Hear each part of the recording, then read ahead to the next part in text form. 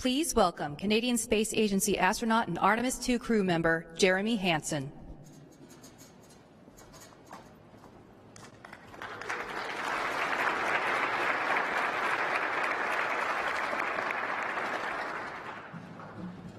Madam Vice President, Council members, our audience here and online today, it is an honor for me to be with you all. I'm Canadian Space Agency astronaut Colonel Jeremy Hansen, and I have the privilege to represent Canada as one of 4 astronauts who will fly on Artemis II. My 3 NASA crewmates, Christina Cook, Victor Glover, and Reed Wiseman, and I will fly on Artemis II around the moon. It'll be the first time humans do this in over 50 years. We'll be aiming to test all the systems in the Orion spacecraft. Our mission will help lay the foundation for long-term exploration and scientific discovery at the moon through the Artemis program. On behalf of Canada, the Canadian Space Agency, and the entire Artemis II crew, I want to extend a heartfelt thank you to the President and the Vice President, who I met last week along with my crew and our families, for their support of NASA's goals and missions. I also want to thank the Vice President specifically for her strong leadership as chair of the National Space Council. 3 years ago, she set forth a vision for this council that would advance innovation and promote the opportunity of space for all of humanity, and do so by bringing together civil, national security, commercial, and international space equities in a cohesive fashion. Under Vice President Harris's leadership, the National Space Council continues to make significant progress expanding international partnerships to advance the United States leadership in space, as well as international rules and norms for sustainable space activities. Further, thanks to the initiatives led by the Vice President, with support from the NASA Administrator and Secretary of State, the United States has brought together an international coalition of Artemis Accord signatories to ensure that space exploration is conducted in a safe, sustainable, and collaborative manner. This is an example of true leadership. The strong relationship between the United States and Canada has a long history in space exploration and science. And I have to tell you that Canada is excited that this relationship now extends to the moon. NASA could have chosen to do this alone, but they intentionally chose to include Canada and a growing list of international partners. This extraordinary example of U.S. leadership leverages our collective expertise, and it is not only sincerely appreciated, but it is urgently needed in the world today. Artemis is supported by tens of thousands of people across the globe, including a growing commercial space industry that is boosting innovation, technological ingenuity, economic opportunity, and both international government and industry partnerships. I would like to commend the Vice President's leadership, which extends beyond human space exploration. It includes expanding global Earth observation satellite capabilities to combat the climate crisis, ensuring space capabilities can meet national security needs, and growing the space economy. All these activities are rooted in international partnerships. As you can see, the endless possibilities of space unite us, and discovery strengthens diplomacy here on Earth. Together, we are inspiring the Artemis generation. We are proving that with collaboration and partnerships, we can improve life here on Earth. It is now my distinct honor to introduce a champion for global alliances and breaking barriers, both in space and here on Earth, the Vice President of the United States of America, Kamala Harris.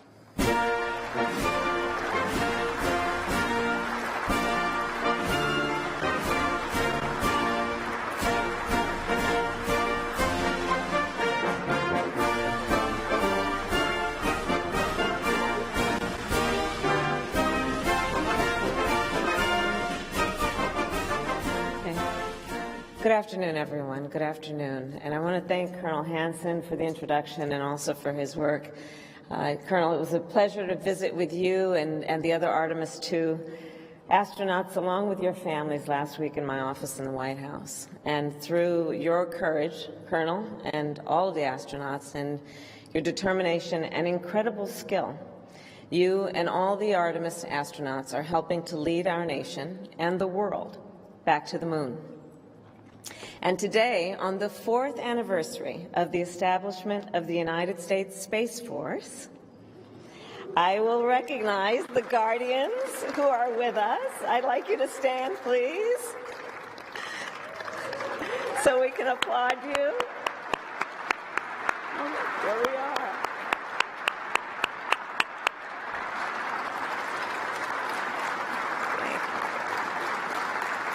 Thank you each and all of you collectively for the work that you do. You make our nation so proud. And thank you for your service. So with that, welcome everyone to the 3rd convening of our National Space Council, including the members of our administration, the private sector leaders who are here, and of course our international partners.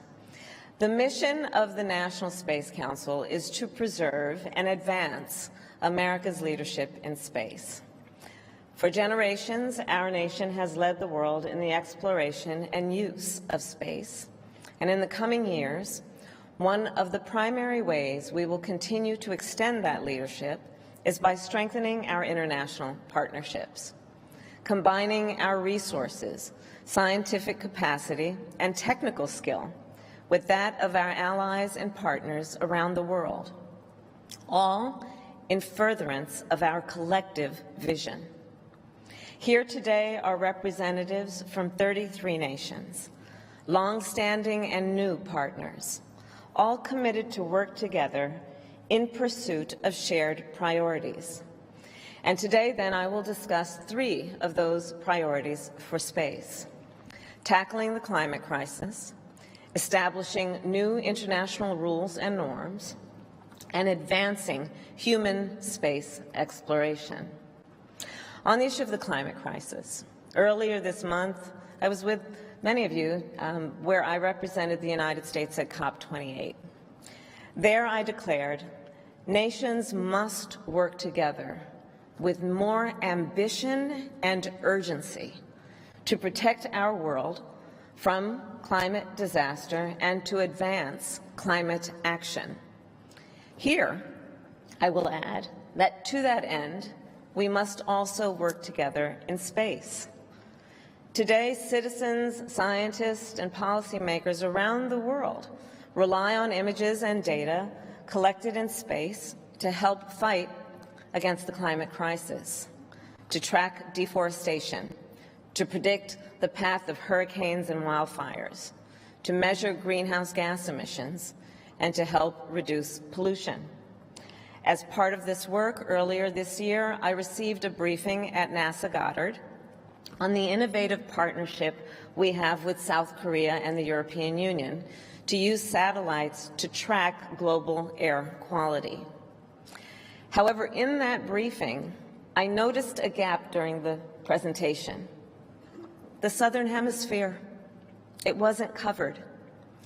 The result, of course, being that policymakers and public health officials across South America and the continent of Africa may not have access then to important data, to issue, for example, air quality warnings, to draft clean air laws, to hold polluters accountable. So to fix this problem, we worked with our partners at the Italian Space Agency, and next year we will launch a satellite to collect air pollution data across the Southern Hemisphere, data that invariably will help hundreds of millions of people. Global collaboration to take on global challenges. My second area of focus today is the need to establish and strengthen international rules and norms for the peaceful and responsible use of space. Common understandings of what is permissible and what is not. President Biden and I are deeply committed to preserve and strengthen the long-standing rules and norms that promote global stability, principles of sovereignty, territorial integrity, and freedom of navigation. We are also committed to establish new standards to meet the challenges of the 21st century, in particular in areas such as AI, cybersecurity, and of course, space, to promote stability, sustainability, prosperity, and peace. Last year, I issued a global challenge for all nations to join our commitment not to conduct destructive, direct ascent, anti-satellite missile testing. Since then, 36 other nations have joined us, and I continue to urge more nations to do the same. Together with our international partners, the United States has also led the development of the Artemis Accords to establish clear norms for civil space exploration. Since the last meeting of our Council, 12 more nations have signed on, bringing the total number to 33, all of whom are represented here today. Finally, last year I announced that the United States would develop the first regulatory framework for novel commercial space activities. And today, then, we release that framework, which consists of both executive action and legislation that we recently sent to the United States Congress. This, I believe, is one of the most significant steps we have taken to shape the future of the commercial space industry. President Biden and I are committed to establishing rules for commercial space activities that are strong enough to promote the safe and predictable use of space, but flexible enough to ensure that we do not stifle innovation. We intend that these domestic rules will serve as a model for global action. Finally, regarding the importance of international collaboration on human space exploration, the Artemis program is the most ambitious space exploration effort in generations. For the first time in more than half a century, the United States will return astronauts to the lunar surface. We will establish the first lunar base camp and the first station in lunar orbit. All of this in collaboration with our allies and partners. For example, the service module that will help carry Artemis astronauts to the moon was built by the European Space Agency. And Europe, Japan, and Canada will make significant contributions to the Lunar Space Station. Today, in recognition of the essential role that our allies and partners play in the Artemis program, I am proud then to announce that alongside American astronauts, we intend to land an international astronaut on the surface of the moon by the end of the decade. This announcement and this meeting of our National Space Council is further demonstration of our belief in the critical importance of international partnership. So now, before I turn to my National Security Advisor, Dr. Phil Gordon, to moderate this meeting, I will conclude with this. I believe we are all here together because we agree space is a place of extraordinary opportunity.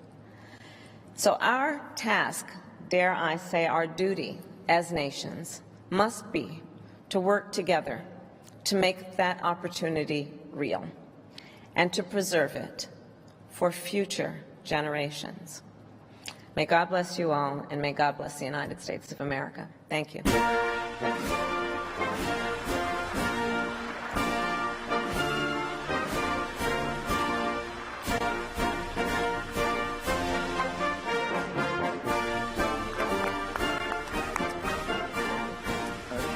Thank you very much, Madam Vice President, and thanks sincerely to everybody here for joining us today.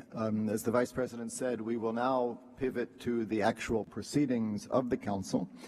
I'm going to propose that we break the discussion up onto three main topics. The first is the role of international partnerships in space as a source of American leadership and strength. Second, the societal benefits that space provides to us here on Earth, including in areas such as fighting the climate crisis and creating good jobs.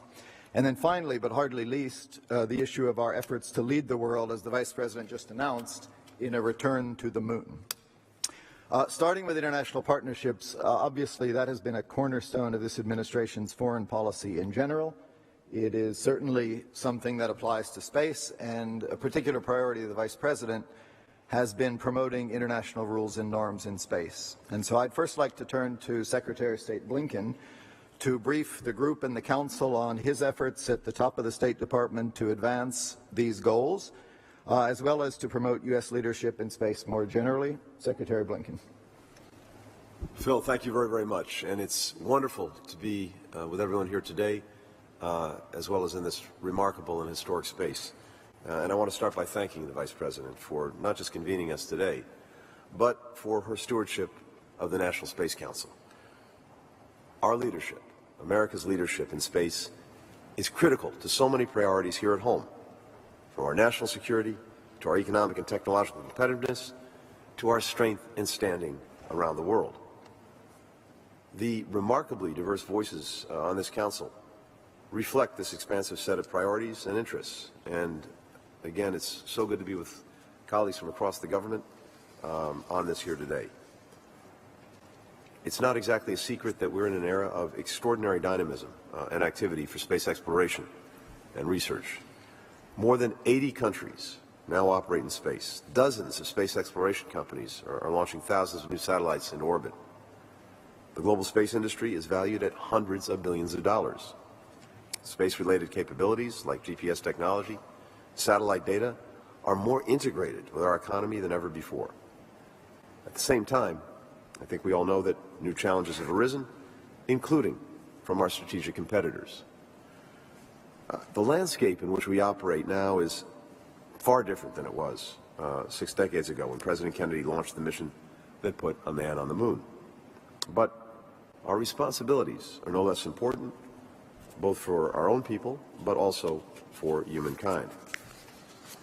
Our obligation today is to shape the future of the space environment so that it benefits all. Those benefits are maximized for people around the world and for generations to come. From our perspective, one of the most effective ways that we can do this is by leveraging our partnerships. By leading with diplomacy, we are best positioned to advance discoveries that benefit us at home and that bolster our leadership around the world. We know from experience that collaboration on space delivers. And we've seen that most recently with the launch of the James Webb Space Telescope and the landing of a rover on Mars, both projects that were made possible by international partnership and international collaboration.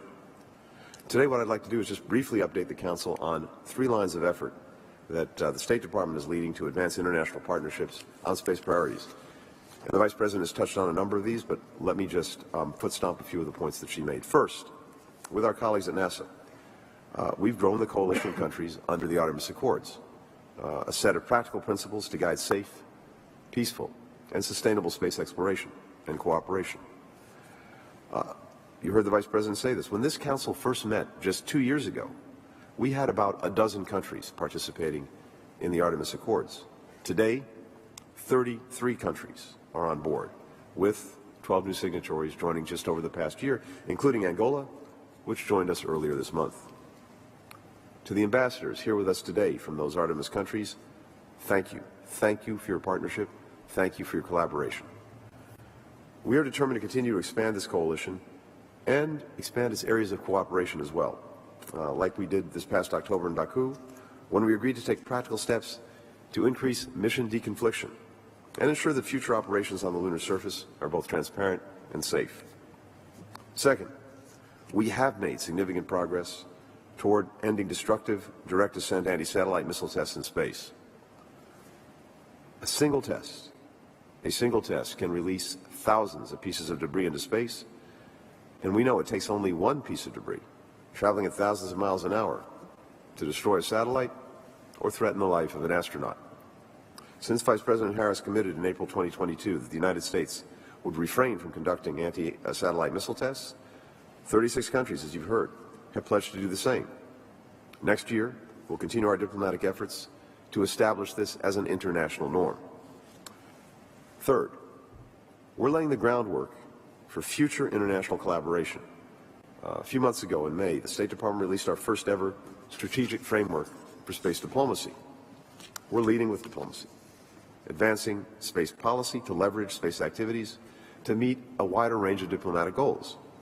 For example, making progress on the climate crisis, contending with pollution, dealing with illegal, underreported, and unregulated fishing. As part of those efforts, we're continuing capacity building outreach to emerging spacefaring nations. And here, these partnerships, the transfer of knowledge, the transfer of expertise, is in many ways one of our most powerful exports. We're also modernizing our diplomatic workforce to ensure that they have the skills that they need to advance U.S. interests and maintain American leadership in space. Early next year, we'll add an expert focused on space to our Science Envoy program at the State Department. One of the most remarkable powers of space exploration is its ability to bring people together across geographies in pursuit of knowledge of the wider universe and in pursuit of progress right here on Earth. So for the State Department, I can tell you we look forward to continued close collaboration with this Council, with our partners abroad, as we strive together to reach new frontiers. Thank you very much for being here today. Phil. Thank you, Tony. Thank you, Mr. Secretary. Thank you. So I want to turn next to National Security Advisor Jake Sullivan. Jake, you've been leading efforts at the NSC to integrate space into our overall national security policy, and I know you've put a premium on international partnerships and alliances, and I'd ask you to brief the Council on those efforts. Thank you, Phil. And building on both Vice President and Secretary Blinken, and to your question, we see national security, economic security, climate security, food security as all interrelated, and all of them interrelated with space security. And so at the National Security Council, working very closely with the Space Council, we have tried very hard to ensure that across all of our lines of effort, the ways in which our approach to space policy is integrated with the key priorities in each of these areas. You mentioned one in particular, and it picks up on the third line of effort that Secretary Blinken just laid out that the State Department is leading, and that is how we mobilize the whole government to deepen partnerships in space, because when we are working together with the range of countries represented in this room and others as well, it enriches all of us and puts us all in a better strategic position. So just in the course of the last few months, we've seen significant advances in terms of our partnerships. We recently signed a new technology safeguards agreement with Australia, for example, which promotes greater cooperation between our space industries and greater protections for sensitive launch technology. We've started a new initiative with Chile to build out Latin America's regional space industry so we can better seize satellite technology to tackle the biggest challenges of our time, like climate change and food insecurity. And Chile will probably be quite interested in the satellite coverage of the Southern Hemisphere that the Vice President just announced alongside Italy.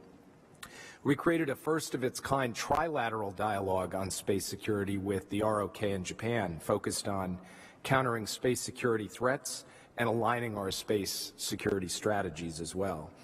And we're developing plans to launch a new $1.5 billion Earth observation satellite with India, which will map the entirety of the Earth's surface every 12 days by early next year. And if you look back over the course of the last 2 years, we've led comprehensive dialogues with countries like Japan and France on space, and these have become templates that we're now extending to other countries as well, and they've led to groundbreaking commitments to strengthen commercial cooperation, enhance the resilience of our systems, and promoting responsible behavior in space as well. And all of this cooperation is only going to become more important as both the opportunities in space evolve and the threats in and to space evolve as well. And speaking of threats and challenges, of course, part of the job of the National Security Council is to focus on this aspect as well. So earlier this year, President Biden actually released new classified space security guidance, which lays out our policies for our national security space community, and I want to thank all of the members of that community who are here in the room today. It lays out plans to counter emerging threats and protect our national interest in space, but also the interests of allies and partners, and to protect the norms and rules that Secretary Blinken and the Vice President spoke about. And part of this fundamentally is about increasing integration with our allies and partners on space, on resilience, on operations, on capabilities, on information sharing. So we now at the NSC are driving the implementation of this alongside all of the public-facing elements of our integrated space strategy that you will hear over the course of the rest of the meeting today. And finally, I just point out that we are continuing to ensure that our regulations like export controls are protecting against weapons proliferation without interfering with, and in fact, while promoting space innovation. So together with our partners, our goal remains fundamental, and that is to ensure that space is sustainable, safe, stable, and secure. And that is what we intend to do in partnership with all of you. And that goes for all of our partners, both around the world and all of our partners across the interagency reflected on this dais here today. So thank you, Phil. Great. Thank you, Jake. I want to turn next to the Director of National Intelligence, Avril Haines. And Avril, I know how much the two previous speakers rely on the work that you do, and I know how much the work that you do relies on space and how important it is not just to U.S. national security, but to our allies and partners as well. So I would ask if you could brief the group and the Council on how you see the current threat environment, including the issue of cyber threats to all of these capabilities. Absolutely.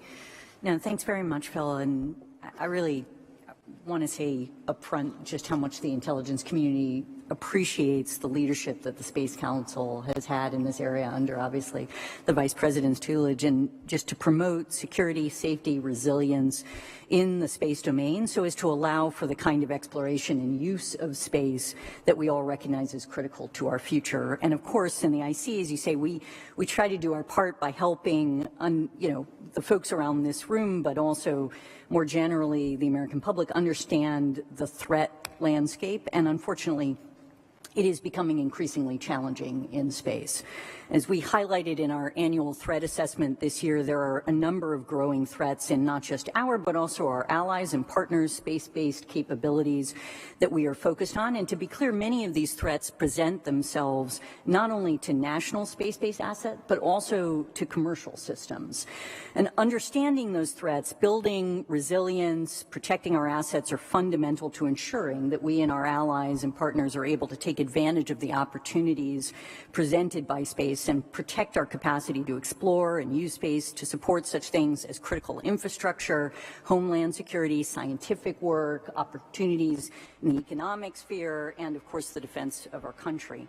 And the threats we're monitoring include physical threats, electronic warfare, and, as you noted, cyber threats, really to ground sites and to space-based infrastructure. China and Russia in particular continue to invest heavily in and are fielding counter-space weapons that can jam satellites, ground-based capabilities that can do the same, directed energy weapons, and space-based anti-satellite weapons that are intended to disrupt, to damage, destroy, target satellites, including through kinetic attacks. And these include weapons that, when used, are likely to create debris fields that can degrade the space environment and pose risks for other space-based platforms for years, obviously prompting the very work that the Vice President talked about, as did Tony. Moreover, through cyber, really, adversaries can target space-based systems often at a lower cost and with considerable potential impact. Consequently, we expect cyber threats will increase in this domain in the coming years, and one only needs to consider the potential harm that can be done to space-based military and civilian capabilities in the United States and around the world as a consequence of targeted attacks on global navigation and communication services, to really understand how important it is to promote cybersecurity in this realm, which is a key focus for us. And finally, I think it's worth noting that another area of focus for us, particularly in the light of our increasing collaboration with and reliance on the commercial space industry, is on threats to our industry's intellectual property, to space-related supply chains, and the expertise that is so critical to our collective success. And in every respect, we recognize that our partnerships, not only with allies and partners who are represented in the room today, but other state partners and private sector, is fundamental to our work. These partnerships, which we've been expanding and strengthening across the IC for the last several years, are essential for understanding space, designing the international norms, and promote peace that have been discussed, promoting collective action, and accessing the expertise and knowledge needed to produce a more secure and safe environment in which to innovate and realize the potential opportunities offered by space for the benefit of all. And I'll just leave it at that. Perfect. Thank you, Avril. That's great. I want to turn now to our colleagues from the Department of Defense, and we have Deputy Secretary of Defense Kathleen Hicks and the Vice Chairman of the Joint Chief of Staff, Admiral Chris Grady.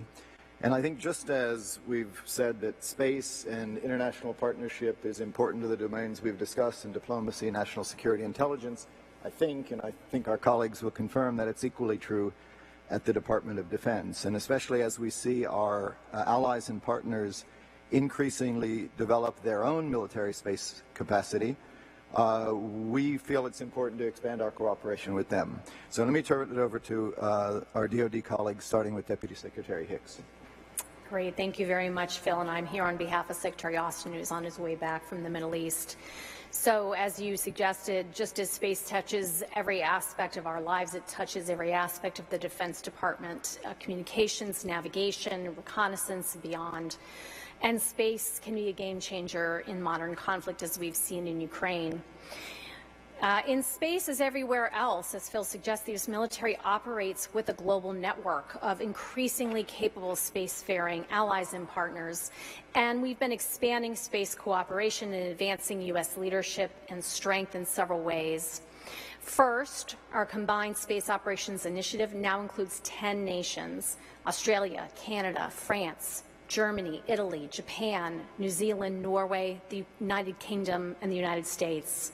We're working together to improve space collaboration, operations, information sharing, and interoperability.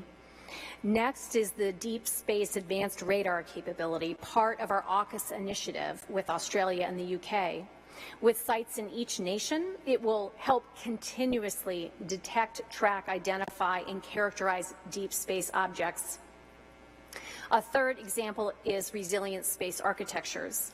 For a long time, you could count space constellations by the handful. Satellites the size of school buses that took decades to buy and build and years to launch. But now we're also leveraging proliferated constellations of smaller, resilient, lower-cost satellites. Some launch almost weekly, deploying dozens of payloads each time. America's dynamic space sector enables it all.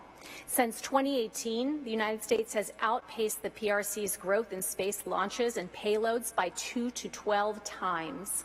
From that standpoint, the space race has become a space chase. And DoD believes the new framework for novel commercial space activities will enable even more, fostering a competitive environment that attracts new investment, encourages innovation in novel space activities, and benefits the economy and national security.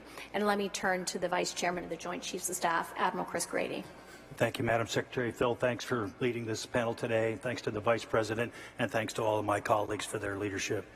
Recent conflicts, I believe, have starkly illustrated the indispensable role in our defense capabilities. And indeed, in my view, space has emerged as our most essential warfighting domain, integral to our national security, our coalition interoperability, and our global stability. And it is through our mastery of this domain, mastery together with all of our allies and partners, that we gain unparalleled clarity in visualizing the battlefield, a perspective that is vital for informed, rapid decision-making, for precision effects, and ultimately for the awareness that we need to best defend our nations. This pivotal role in space and in our space defense strategy is epitomized by the global positioning system that you see over there on the far right, am I right? A prime example of space technology transforming not just military operations, but every facet of our modern society.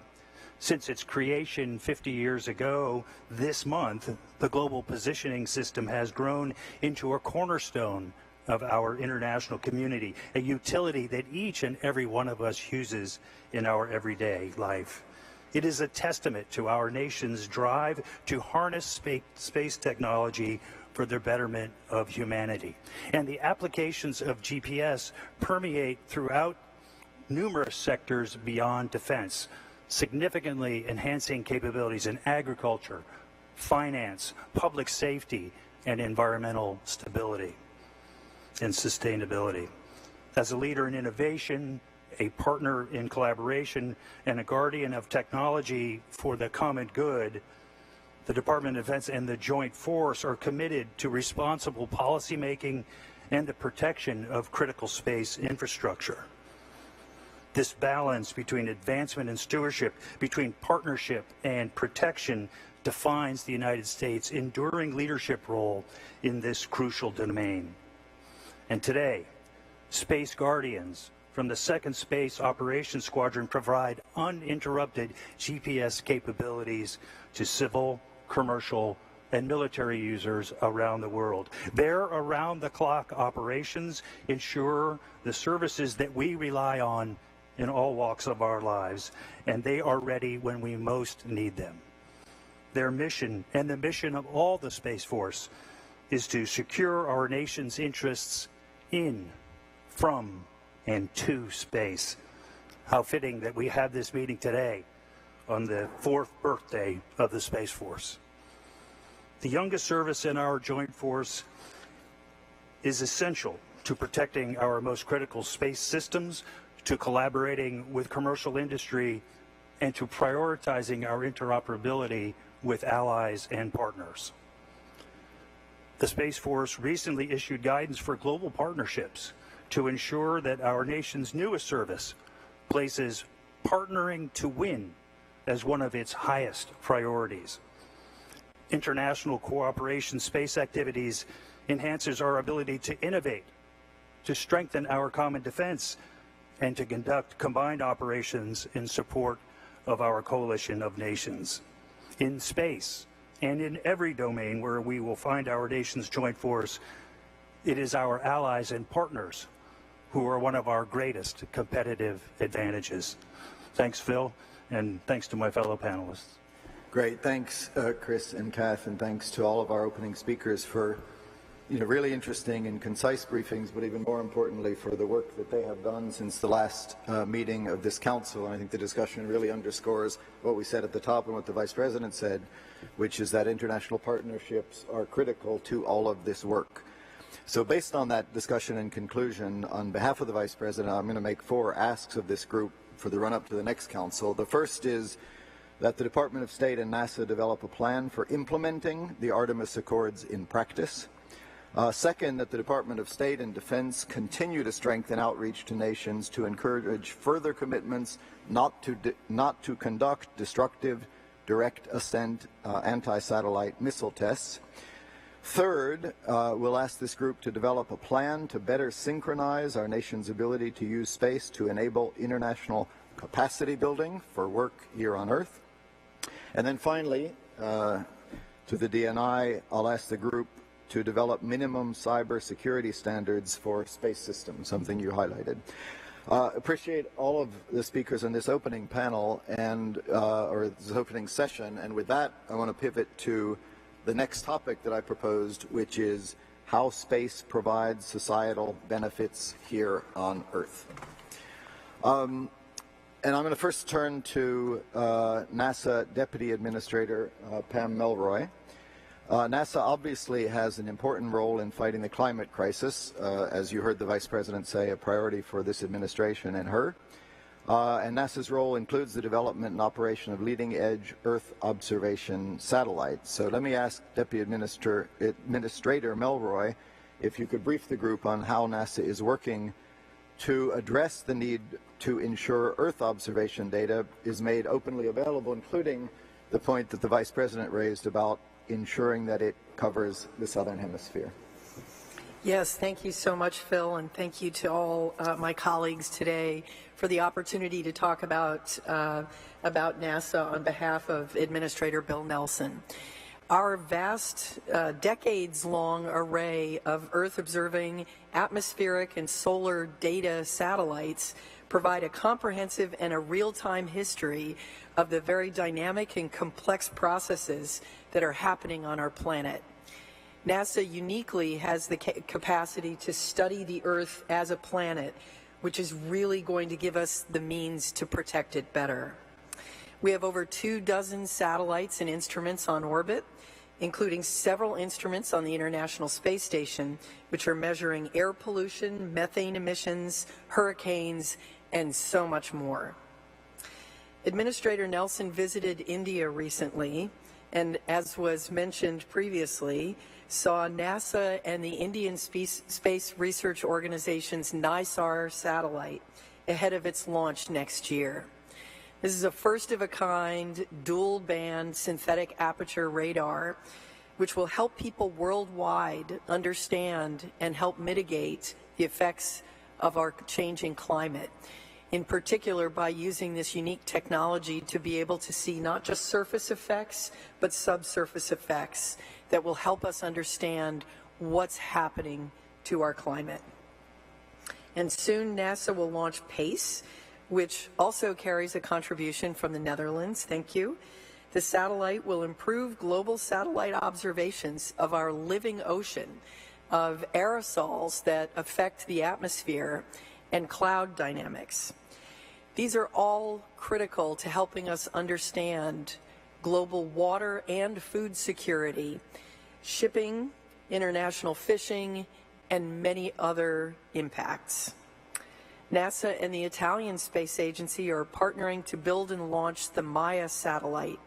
It's an effort to investigate the health impacts of airborne particles that pollute some of the world's most populous cities and have been linked to respiratory and cardiovascular diseases, as well as adverse reproductive and other birth outcomes.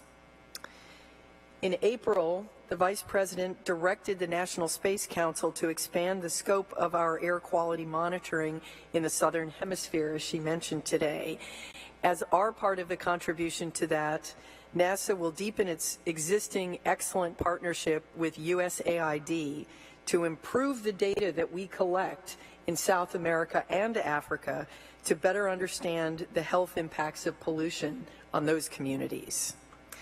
And we're making this data available throughout the world.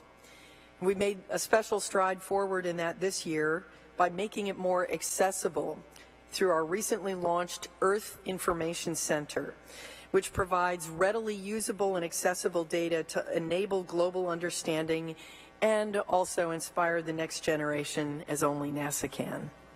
Thank you. Thank you, Pam. That's great. I want to, sticking with the issue of climate and the environment, I'm going to turn next to our Deputy National Climate Advisor, Mary Frances Repko.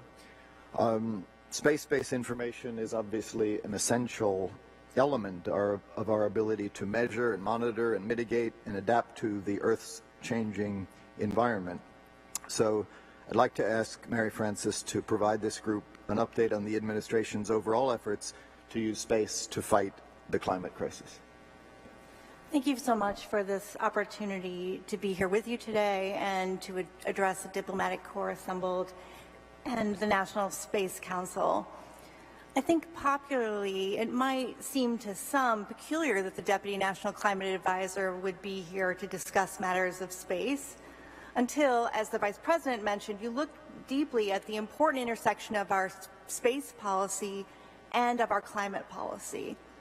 The reason we look to the leadership of space experts in addressing climate change in the Climate Policy Office at the White House has to do with the tremendous detection capability of our satellites, both, as the Vice President mentioned, to describe the impacts of climate change, including deforestation, climate-fueled extreme weather, but also for its ability to detect pollutants of concern. One such pollutant of particular focus for us in the Climate Office is methane. because it is a climate superpollutant that is many more times potent than carbon dioxide and is responsible for about a third of the warming from greenhouse gas emissions occurring today. In November of 2021, President Biden unveiled the U.S. Methane Emissions Reduction Action Plan, which is a whole-of-government effort to dramatically reduce U.S. methane emissions while protecting workers and communities, creating good jobs, and promoting U.S. innovation. In 2023 alone, federal agencies have now taken nearly 100 actions to reduce methane emissions under that action plan. For example, at the climate talks just earlier this month, we announced a final rule from EPA in Dubai to reduce methane emissions from the oil and gas sector. The rule leverages cost-effective, innovative technologies to achieve a nearly 80% reduction in methane emissions from covered oil and gas sources, and that's relative to business as usual. The rule, however, also establishes the first national super-emitter response program, which uses state-of-the-art technologies to rapidly identify major emissions events. And that brings me to the intersection with space policy has been described. To achieve our climate goals, we are using all available tools to measure, monitor, and detect methane emissions that are otherwise invisible to the naked eye. As was mentioned, NASA has played a pivotal role in this work, and we are deeply grateful for NASA's partnership. As part of NASA's EMIT mission, the agency has used instruments on the International Space Station to detect more than 800 significant methane plumes worldwide just in the past 16 months, particularly from the oil and gas sector. NASA has created a publicly available online map to track these emissions. NASA is also partnering with other agencies to connect the satellite data with specific emission sources on the ground, such as by using aircraft carrying next-generation emissions detectors and sensors.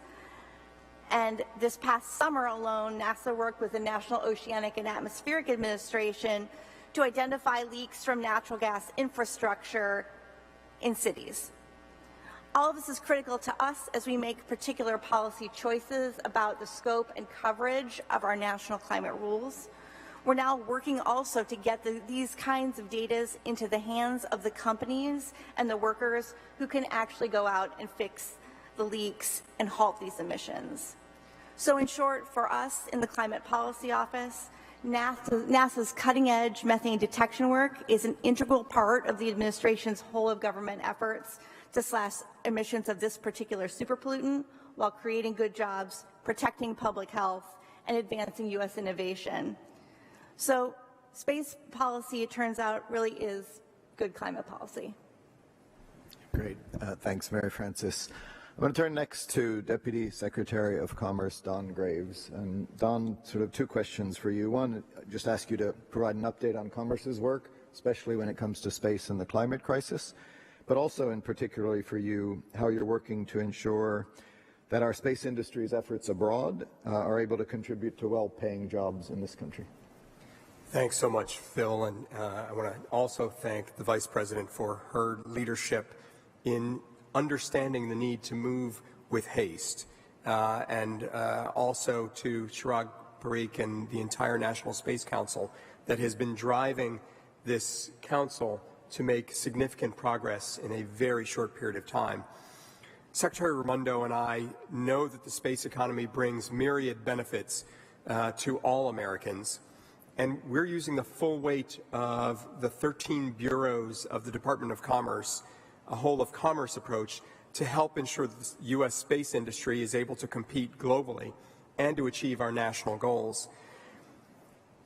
The National Oceanic and Atmospheric Administration, or NOAA, its weather satellites provided sophisticated and precise observations during this year's hurricane and extreme weather events, helping to protect American lives and property.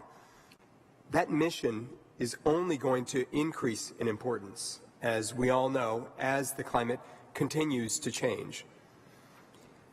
We know that NOAA will need to expand its engagement its partnership with and its efforts, along with our partners and allies all around the world, to deal with those challenges. And through NOAA, and thanks to our interagency partners' efforts, we're providing satellite-derived data to support the first global assessments of progress toward the Paris Agreement goals, furthering the space enterprise's role in international climate cooperation. And with our next generation GeoXO satellites, we'll also provide even more advanced data to assist with this critical issue. The Department's vital role in monitoring the environment extends to our orbits as well. Implementing Space Policy Directive 3, we've made a great deal of progress building out a modern, user-focused, and let me stress that, user-focused civil space situational awareness system. The Traffic Coordination System for Space, or TRACS, is going to keep pace with the ever-evolving, very dynamic, and much more crowded space domain that we've all been talking about. We recognize that our responsibility for SSA extends beyond our borders. This is a global issue demanding American leadership. The Office of Space Commerce at NOAA is spearheading the development of technical standards and best practices for SSA with the international community to help usher in a global ecosystem of SSA that promotes safety, that enables and expands civil and commercial use of space.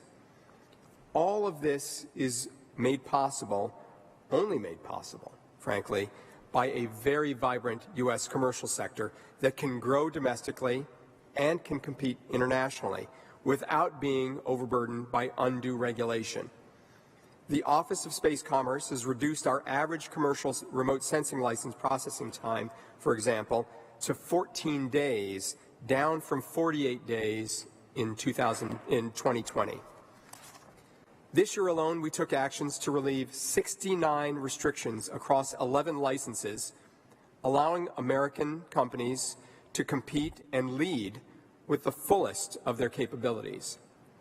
But the U.S. space industry is rapidly evolving and growing, as I said. As they innovate, so too must the government. To support expanded space cooperation and a level playing field for U.S. companies, the U.S. is reviewing its export controls, including updating its control lists and policies to be more effective in the way that we administer those. But even broader reforms are absolutely necessary. That's why we've worked closely with the Vice President, the National Space Council, with the interagency since the last of these meetings to develop a legislative proposal and the framework that the Vice President mentioned to reform the system. Combined, these reforms at Commerce, working with our partners at the Department of Transportation, NASA, and others, are going to be well positioned to develop that light touch, industry-friendly approach to ensure that the U.S. space industry is competitive and that we can lead well into the 21st century. Thanks so much, Phil. Thanks, Don, and thanks to all of you for your remarks, but again, more importantly, for everything you're doing to leverage space for humanity here on Earth. Based on this discussion, I'll just have one tasking for this group on behalf of the Vice President, which will be to review space-related export controls to better align them with our broader policy objectives and enable a globally competitive U.S. space industrial base. And with that, I'd like to pivot to the third topic that we put on the agenda for this discussion, which is the exciting topic of leading the return to the moon with an unrivaled network of allies and partners, with the Vice President and Colonel Hansen noted earlier, which for the first time in over half a century, humanity is returning to the moon. And we anticipate the first landing of American astronauts as part of the Artemis III mission. And as the Vice President mentioned earlier, we plan to land an international Artemis astronaut on the lunar surface. And I want to come back to Deputy Administrator Melroy. We can double tap NASA on this, given your central role in this activity. During the last meeting of the National Space Council, the Vice President asked NASA to develop an initial lunar surface architecture. And Pam, I would ask you to provide an update to the Council and the group on that work. Thank you, Phil. I think I'd like to start just by supporting that last action about reviewing export control and the work of the Department of Commerce in this area. We're building on experience. NASA believes in international partnerships, and I think the tremendous experience that we've had with our over a dozen nations partnering on the International Space Station. We've got long-standing partnerships with close friends and allies, Europe, Japan, and Canada, but we have new partners as well, including the United Arab Emirates, which recently completed a 6-month mission to the ISS, and India, which will send an astronaut to the International Space Station for the first time as a growing partnership in human spaceflight. So building on those experiences, we're all in on international partnerships. And we have developed an architecture, our Moon to Mars strategy, in consultation with industry and our international partners. And it critically depends on partnerships. So as the Vice President mentioned, we have existing partnerships already in our Artemis program. The European Space Agency provides the service module that powers the Orion crew capsule that will take Jeremy and his crew on Artemis 2 and the other Artemis missions. In addition to that, we're building Gateway, the world's first space station around the moon, with our Canadian, European, and Japanese partners to enable critical logistics and science essential for our exploration of the moon. NASA is also working with partners on concepts that involve surface elements for Artemis, Japan and a pressurized crew rover, Italy, crew habitation, the European Space Agency, cargo landers, and Canada on a lunar rover. These strategic efforts will advance science, boost our national posture and capabilities, advance responsible behavior, and support a growing space sector with excellent jobs. And as has been mentioned already, how we go is just as important as what we do when we get there. And we believe that the Artemis Accords provides a framework. It's a tremendous global leadership initiative in space policy. And I had the opportunity to talk to some of the representatives of the other Artemis Accords signatories today to thank them for their leadership. But also, I have the opportunity to report out that the signatory countries have been meeting, and we have been hosting workshops to take the next steps, to talk in depth about the principles and how they might be implemented, how we can actually take steps that increase our transparency, and especially we're very focused on non-interference and helping others understand what it is that we are doing. We made tremendous progress last year, and we're excited about our next meeting. And we believe that this will advance the peaceful uses of outer space every bit as much as the technology. Thank you. Excellent, thank you. I want to turn next to the Deputy Director of the Office of Science and Technology Policy, Stephen Welby. OSTP has a leading role in driving our scientific and technological developments in support of these lunar objectives we've been talking about, and I'd ask Deputy Director Welby to give us an update on that work. Thank you, Phil, and let me also thank the Vice President for her leadership and advocacy for space science and technology. Since last year's meeting, OSTP released a national cislunar science and technology strategy in an effort to set a bold vision for the future of cislunar exploration. This is an important step to help support responsible, peaceful, and sustainable exploration of cislunar space.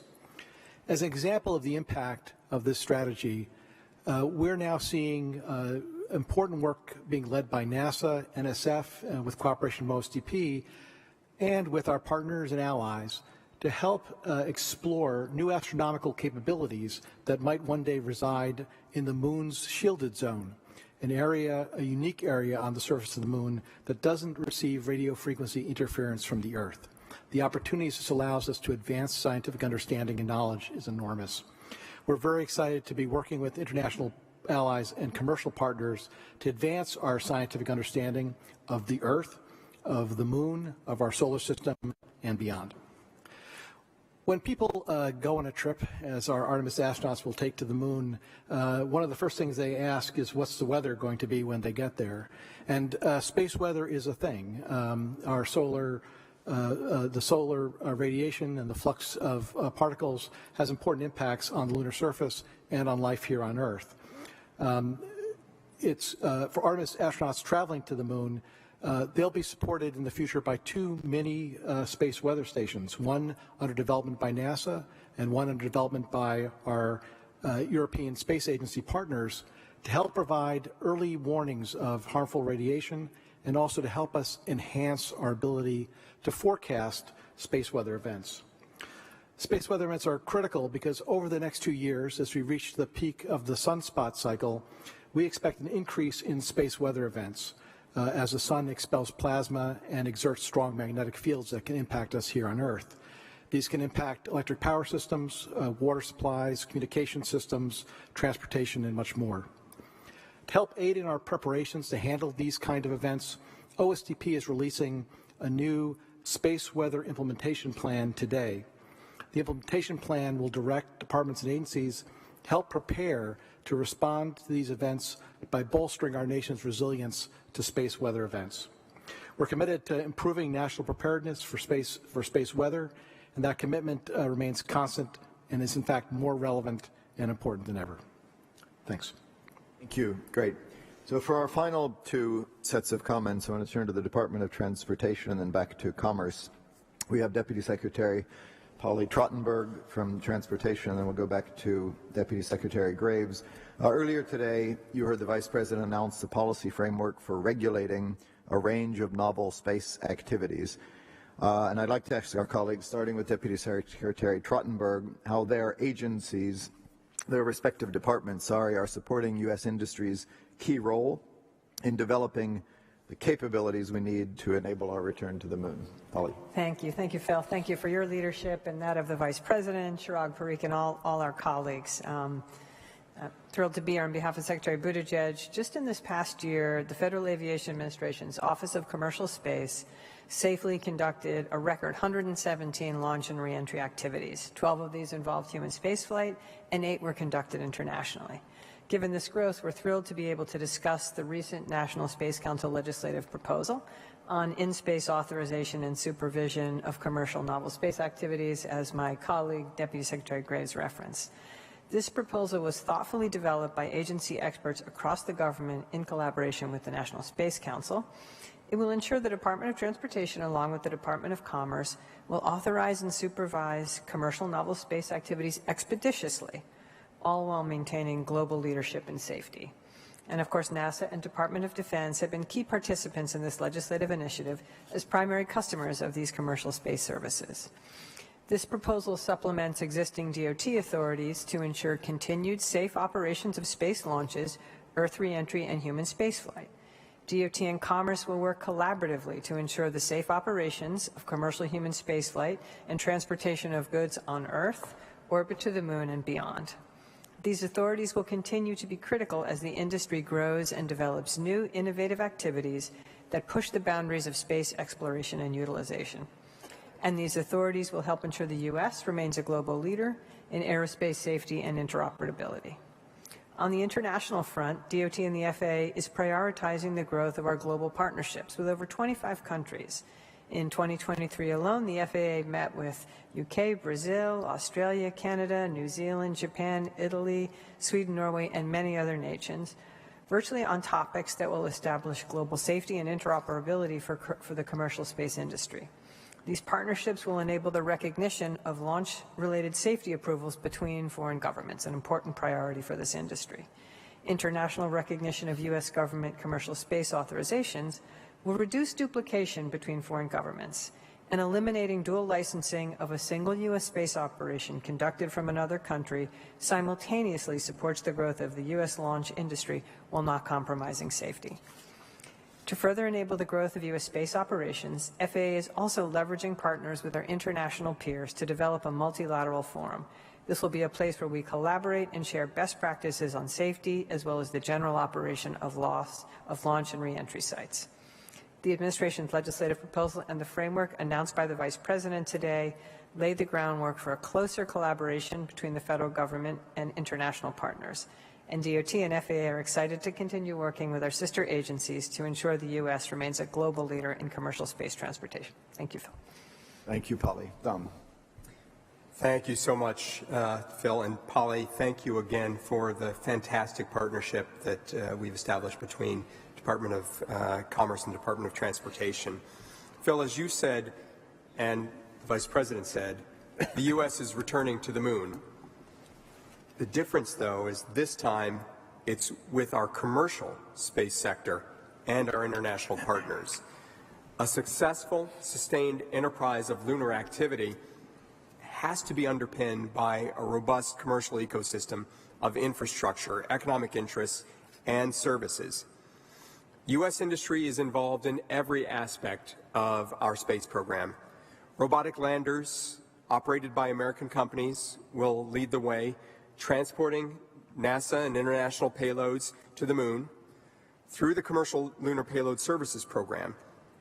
NASA astronauts will follow in American rockets with American equipment. Our department has been closely engaged with the National Cislunar Science and Technology Strategy, and our advocacy on behalf of industry's technological advancement drives towards its implementation. Our international work on our interagency work on a robust licensing framework for novel space activities will ensure that the commercial sector can maximize its role offering customers lunar and cislunar services. Of course, as Deputy Director Welby mentioned, cislunar space is a very challenging environment. Unless properly monitored, tracked, and accounted for, space weather is going to pose a significant danger to all of the upcoming missions to the moon, as well as to our satellites in Earth's orbit and the electrical grid here at home. Leveraging the capabilities and assets of our interagency and international partners, including the European Space Agency, NOAA develops, deploys, and sustains operational space weather satellite systems that safeguard society on Earth and enable safe and effective human activities in space. NOAA's operational space weather products, with new additional observations from unique and key orbital locations, as well as our track system that I mentioned earlier, and its support for space situational awareness, will prove increasingly valuable as government and private sector actors expand into cislunar space. And with that, thanks so much, Phil. Thank you, Don, and thank to all of our speakers for those perspectives on our return to the moon, this time not alone, but with the most diverse coalition of partners ever assembled. I don't have any do-outs from this portion of the discussion. I can just reiterate what the Vice President announced, which is our intention, alongside American astronauts, to land an international astronaut on the surface of the moon by the end of the decade. And with that, it remains for me only to thank all of you for coming and thank the Council for your participation. I also want to thank the National Space Council, Executive Director Chirag Parikh and his extraordinary team who did so much of the work in pulling this meeting together and will be doing so much of the follow-up. Thank them in advance for that. The discussion really demonstrated the breadth and depth and diversity of our partnerships in the field of space. I think you heard from all of our colleagues how important it is to each of them in their respective areas. These partnerships are just vital for U.S. objectives in space, whether those are fighting the climate crisis or strengthening our national security or promoting international rules and norms or creating jobs or leading the future of space exploration as just discussed. So on behalf of President Biden, Vice President Harris, and all of us, I just want to express deep appreciation to all of our partners who have been with us here today. And with that, the meeting is adjourned. Thank you all very much.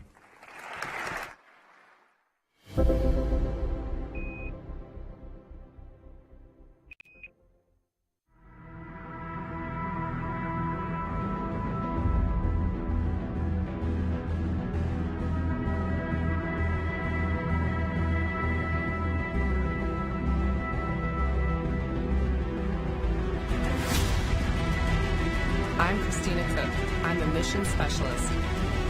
I'm Jeremy Hansen. I'm a mission specialist. I'm Victor Glover. I'm the pilot. I'm Regan